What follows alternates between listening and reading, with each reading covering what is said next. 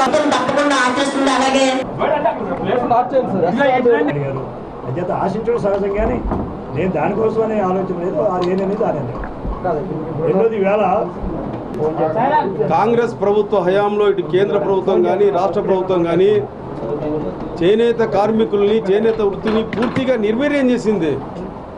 1000 మంది చేనేత కార్మికులు ఆత్మహత్య చేసుకున్న ఈ వృత్తిని ఏ విధంగా కొనసాగించాలా, వాళ్ళ జీవితాలను ఏ విధంగా కాపాడాలనేటువంటి ఆలోచన మాత్రం చేయలేకపోయింది. ఫస్ట్ వాళ్ళు ఎన్నికల మేనిఫెస్టోలో చాలా రాసుకున్నారు చేనేత వృత్తిని గురించి.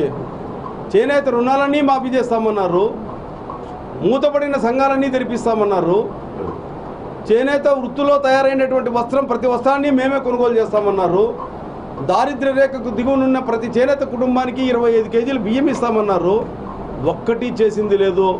ఒక రోషయ్య కమిటీని వేసి 32 సిఫారసులు చేస్తే ఒక్క సిఫారసు కూడా అమలు చేయలేకపోగా చిట్ట చివరి నిమిషంలో ఈ ఆంధ్రప్రదేశ్ ఇప్పుడు విడిపోయినటువంటి రాష్ట్రానికి ఏమొచ్చిందంటే ఒక 50 కోట్ల రుణమాఫీ మాత్రమే జరిగింది. అంత తప్ప వేరేది లేదు.